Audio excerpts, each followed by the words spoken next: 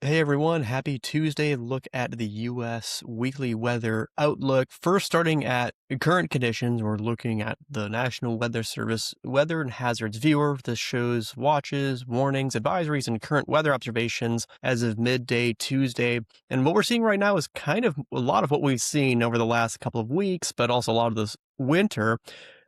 Pretty major change coming later this week and early next week as the polar vortex intrudes pretty far south across North America and into the U.S. But right now, what we're seeing is, generally warm conditions across a lot of portions of central and the western U.S., seeing pretty stagnant conditions, air stagnation advisories across some of the western river valley locations where this inversion place is holding kind of colder air and trap pollution near the ground in the valleys, much warmer conditions aloft, really having an impact on the snowpack and ski conditions.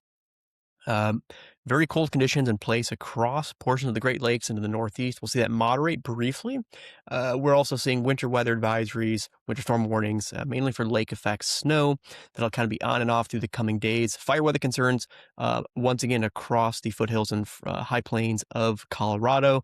Continue to see very dry conditions, very warm, very breezy, especially in the lee and the foothills of the mountains. So continued fire weather concerns there today. And then this area of light blue down here are winter storm watches for the South Plains, Arkansas, and Louisiana for later this week and into this weekend as a major winter storm looks to set up. And part of this is kind of driven by the polar vortex. And one of the ways we can measure that and how it's behaving is the Arctic oscillation or the AO index. And the more negative it goes, sort of the more disrupted it is. This is based upon the pressure near and away from the poles, and the polar vortex, when stable or positive values of the AO index, it tends to be strong and well centered across the North Pole. But when we have these disruptions to it for various reasons, as it gets disrupted, we see the AO index go more negative. And right now it's been negative.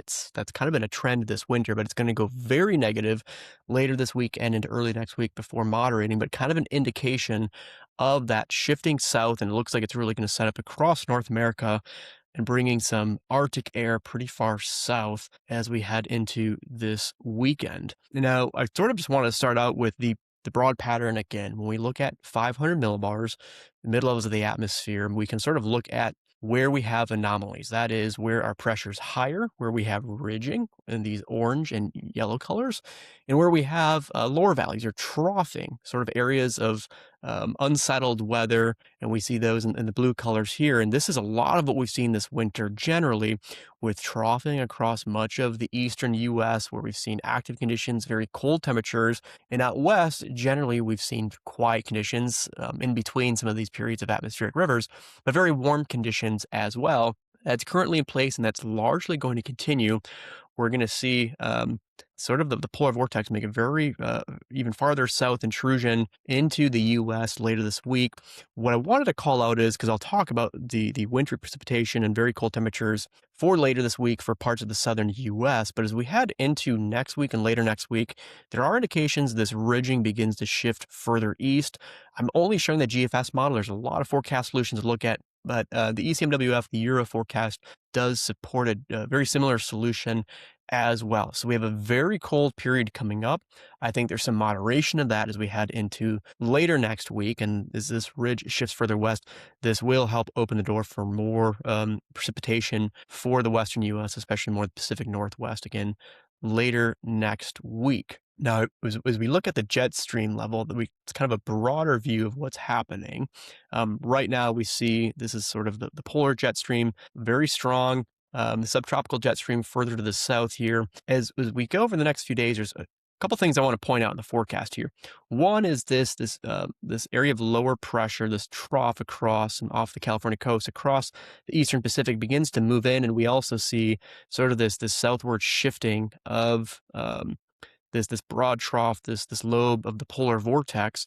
And you see that the wind speed values become higher as we go kind of more into these purples, magentas, and eventually blues. And basically, this is driven by the intensity of the temperature gradient. So as you bring this Arctic air further south, as it comes against the more tropical, kind of more sustained, warmer temperatures, that creates this thermal instability that increases the jet stream winds. That adds dynamics to allow for lifting motions.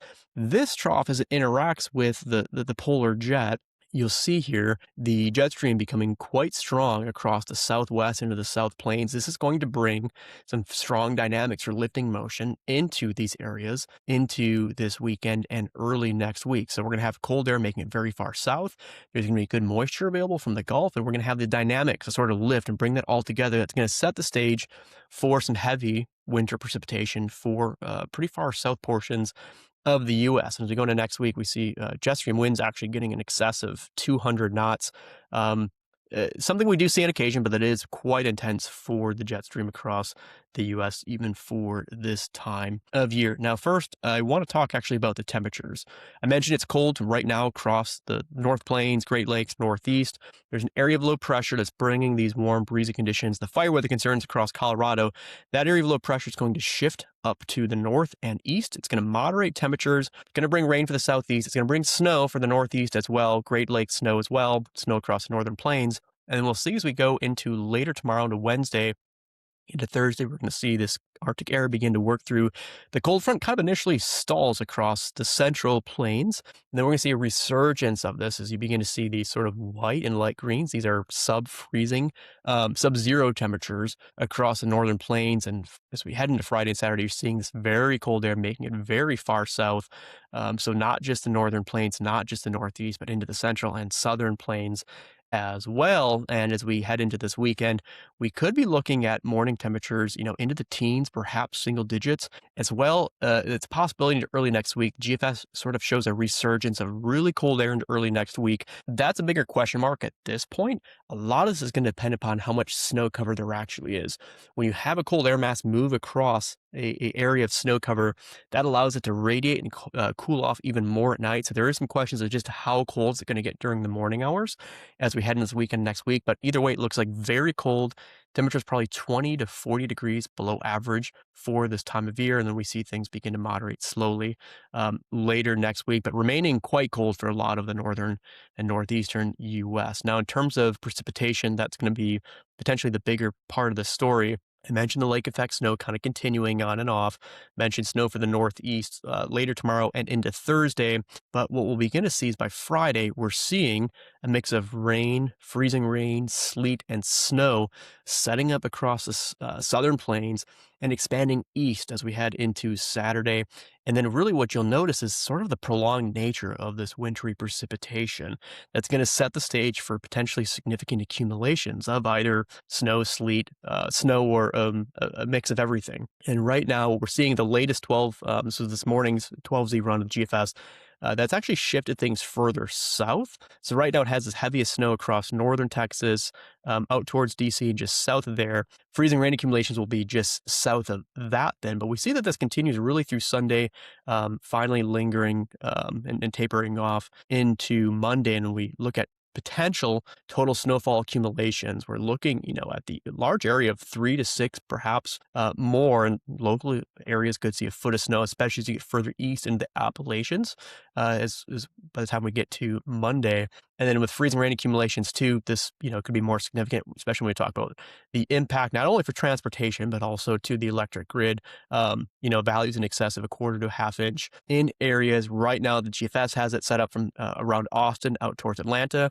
Each forecast model is going to be shifting and changing this slightly. So there's still a lot that's going to change in terms of the exact placement, the exact amount.